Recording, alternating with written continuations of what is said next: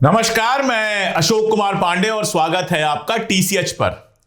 पिछले 70 साल का 80 साल का इतिहास उठाकर देख लीजिए। जब भी भारत पे आतंकवादी हमला होता है तो मीडिया और सरकार सबसे पहले पाकिस्तान का नाम लेते हैं। हमेशा ऑपरेशन सिंदूर हुआ, उसके पहले पहलगाम में हमला हुआ, पहलगाम में लोग मारे गए और तुरंत अभी वो हमला खत्म भी नहीं हुआ था, खबर भी नहीं आई थी कि पाकिस्तान का नाम लग गया, पाकिस्तान ने ये हमला करवाया है, पाकिस्तान इसके पीछे है, जैश इसके पीछे है। ये सारी बातें हो गई और इसी बिना पर ऑपरेशन सिंदूर किया गया, जिसमें पाकिस्तान के ऊपर हमला किया गया।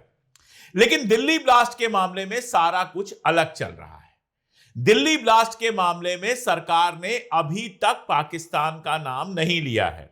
कार्रवाइयां सारी चल रही हैं। अल फलाह यूनिवर्सिटी को बर्बाद करने की पूरी तैयारी हो गई है, उसका एक्रेडिशन खत्म कर दिया गया है, उसके जो मालिक हैं, उसके संस्थापक हैं, उनका इंदौर में जो घर है उसको गिराया जा रहा है।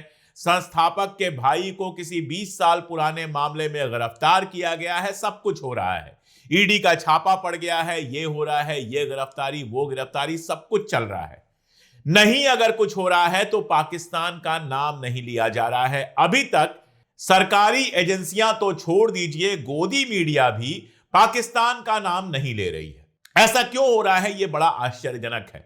लेकिन यहीं पर अगर आप देखिए कि पाकिस्तान अपनी तरफ से कोई कसर नहीं छोड़ रहा है। पाकिस्तान में एक आतंकवादी ब्लास्ट हुआ, उसमें कुछ लोग मारे गए, उसने तुरंत हिंदुस्तान के ऊपर इल्जाम लगा दिया। और अब वहां की संसद से खबर आई है, और खबर क्या, वीडियो आई है, वो वीडियो मैं आपको दिखाऊंगा, जिसमें जो पाकिस्तान ऑक्युपाइड कश्मीर है उसके एक एक्स प्राइम मिनिस्टर हैं। पाकिस्तान ऑक्युपाइड जो कश्मीर है उसके जो नेता होते हैं उनको प्राइम मिनिस्टर और प्रेसिडेंट कहा जाता है। दुनिया को पाकिस्तान दिखाता है कि हमने देखिए कैसे पीओके को बिल्कुल आजाद छोड़ा हुआ है। हकीकत यह है कि पीओके के ऊपर पूरी तरह से पाकिस्तान का कब्जा है। पाकिस्तान गवर्नमेंट जिसको चाहती है वही वहां प्रधानमंत्री बनता है, और जिसे नहीं चाहती है वो जेल के अंदर होता है। अभी वहां पर छात्रों ने बड़ा आंदोलन भी किया था, उसका जिस तरह से दमन हुआ वो सब आप जानते हैं। तो वहां के so called ex prime minister हैं चौधरी अनवारुल हक।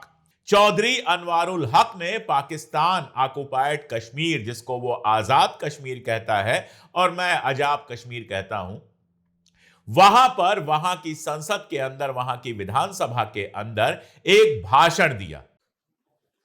तो कजिया कश्मीर के हवाले से भी मालिक ने मेरे पे कर्म किया। जो स्टेटस को मुझे मिला मैंने उसमें कोई कमी नहीं आने दी।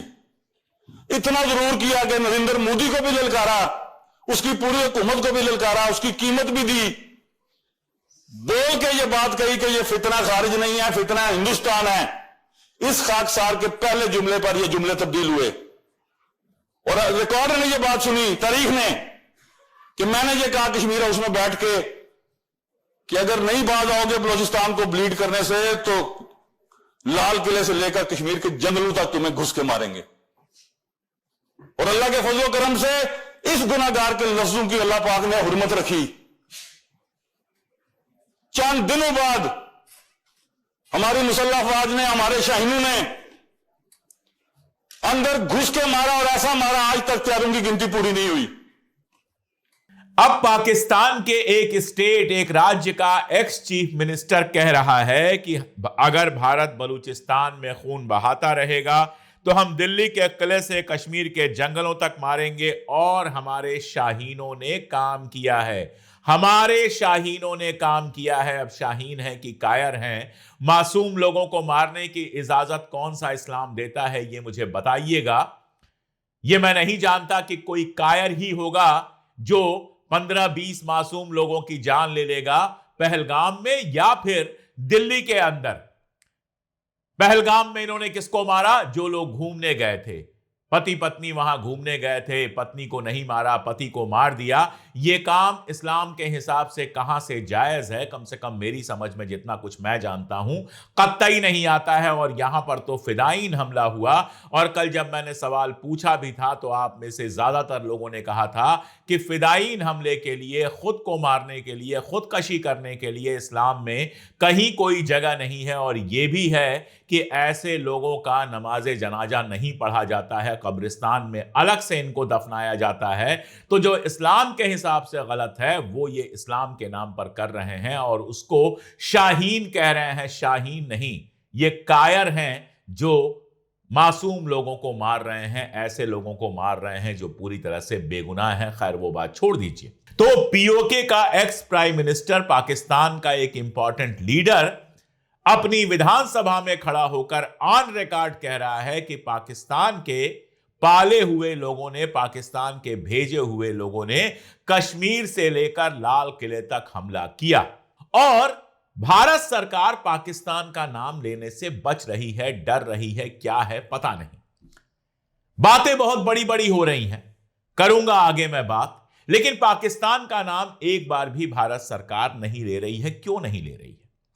और इन सब के बीच हुआ यह है कि पता नहीं 51वीं बार की, 52वीं बार की, 55वीं बार सऊदी अरब के क्राउन प्रिंस वहां पे गए हुए थे, एमबीएस गए हुए हैं इस समय अमेरिका में, $1 ट्रिलियन का इन्वेस्टमेंट वहां पर करेंगे। उनके पास बाकी सब जगह पैसा लुटाने के लिए है, फलस्तीन को देने के लिए फिलहाल नहीं है। खैर छोड़ दीजिए वो सब बात। वहां पर ट्रंप ने एक बार फिर से कहा कि हिंदुस्तान और पाकिस्तान की जंग मैंने रुकवाई, धमकी देकर। इस पर भी खामोशी है, इस पर भी चुप्पी है।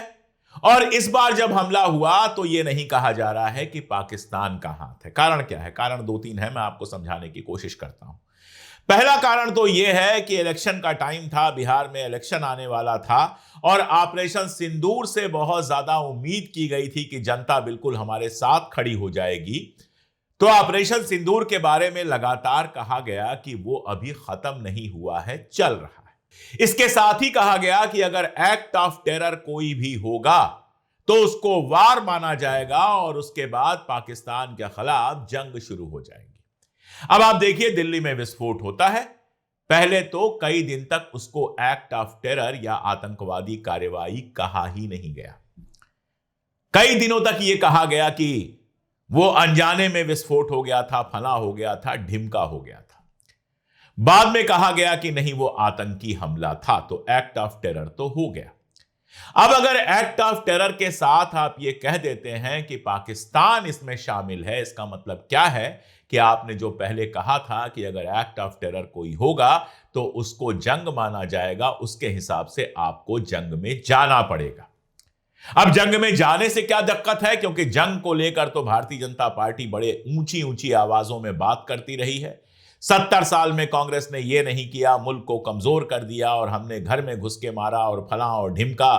कभी मोदी जी एकदम ओवरऑल जो होता है एयरफोर्स का वो पहन के आ जाते हैं, कभी आर्मी के ड्रेस में आ जाते हैं, ऐसा लगता है कि वही हमारी आर्मी को लीड करेंगे। तो जंग को लेकर बड़ी बड़ी बात करने वाले लोग जंग से क्यों बच रहे हैं? जंग से इसलिए बच रहे हैं क्योंकि ट्रंप का डंडा सर पे है। जिस ट्रंप ने पिछली बार धमकी देकर जंग रुकवा दी, वो आज भी उसी मूड में है। टैरिफ अभी तक आपके ऊपर से हटा नहीं है। टैरिफ के चलते आपके जो एक्सपोर्ट हैं वो गड्ढे में जा रहे हैं, इंपोर्ट और बढ़ता जा रहा है, व्यापार घाटा लगातार बढ़ता जा रहा है। तो आपकी हिम्मत नहीं है कि आप ट्रंप की हुक्म उदूली कर सकें। मुझे तो कम से कम यही समझ में आता है। वरना पाकिस्तान के नाम पर दिन रात शोर मचाने वाले, हिंदुस्तानी मुसलमानों को पाकिस्तानी कहने वाले इतने बड़े हमले के बाद खामोश क्या हैं? इसकी और क्या वजह हो सकती है? मुझे तो नहीं सूझ रहा, आपको सूझे तो बताइएगा। एक और वजह समझ में यह आती है कि अभी हाल फिलहाल कोई इलेक्शन नहीं है, इलेक्शन में अच्छा खासा टाइम है, तो फिर इस समय जंग करके क्या मिलने वाला है? और इन सबके बीच हमारी आर्मी के जो चीफ हैं, उनके जिस तरह के बयानात आ रहे हैं, वो बयानात अपने आप में थोड़ा सा हैरान करने वाले हैं।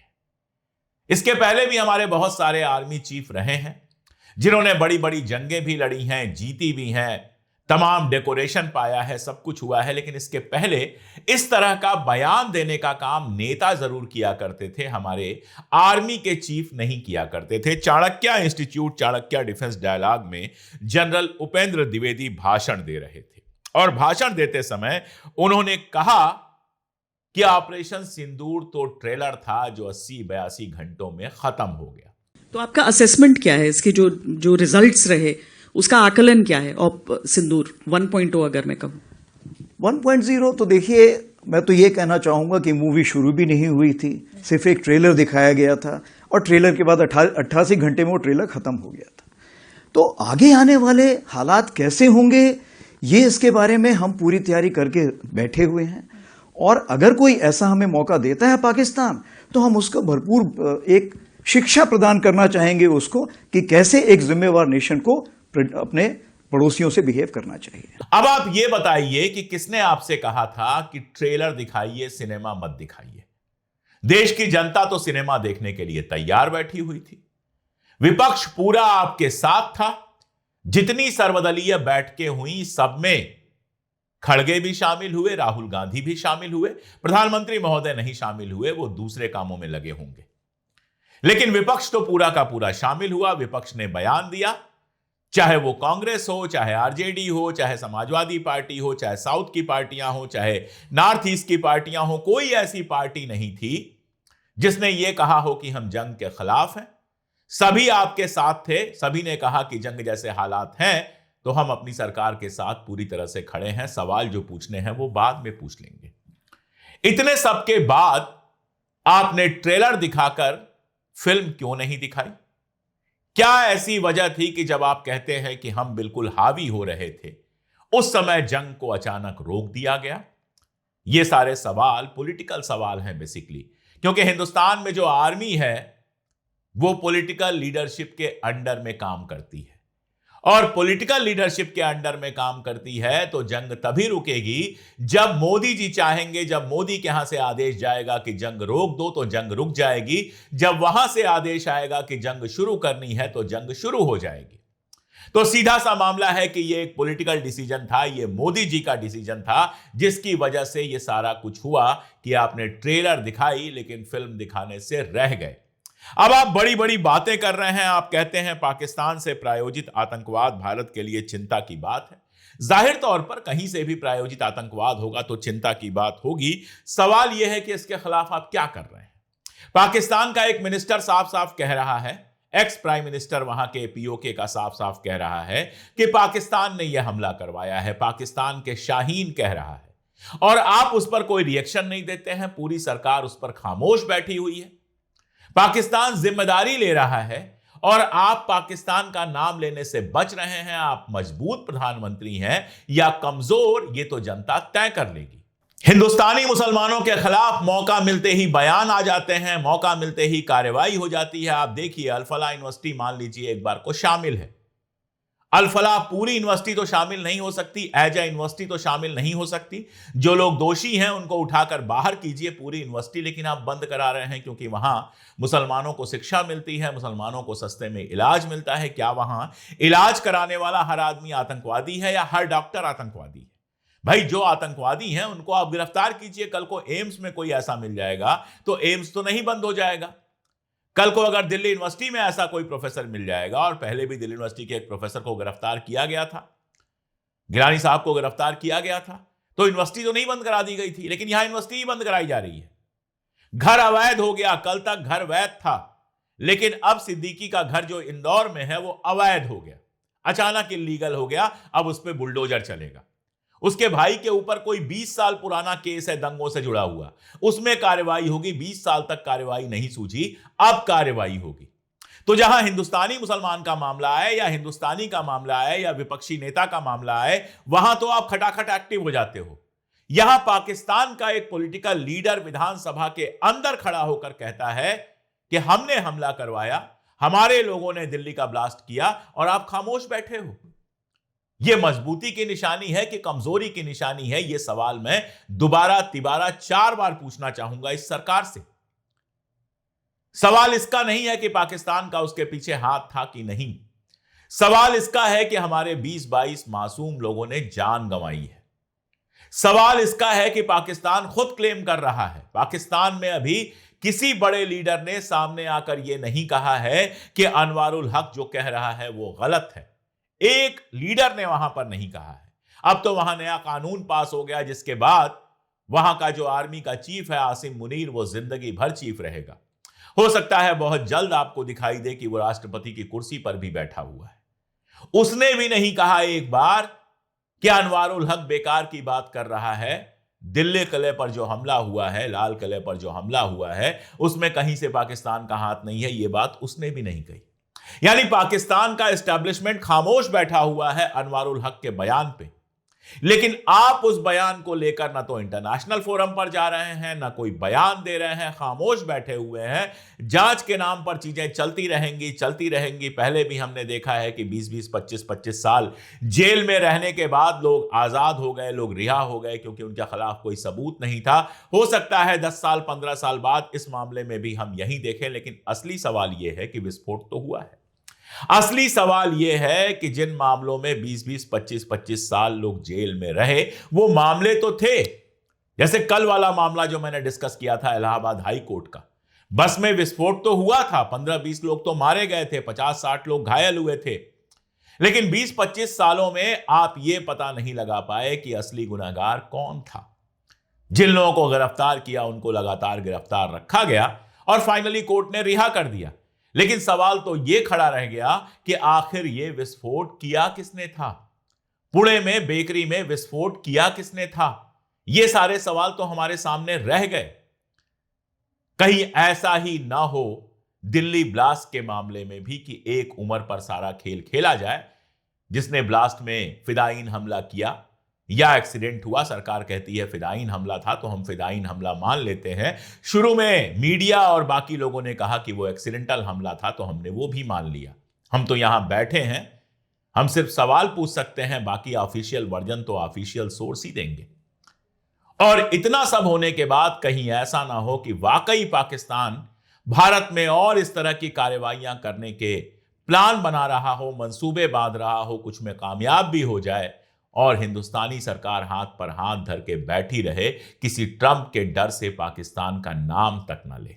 अगर वाकई सरकार यही खेल खेल रही है, ट्रंप के डर से पाकिस्तान का नाम नहीं ले रही है, तो यह निहायत शर्मनाक बात है।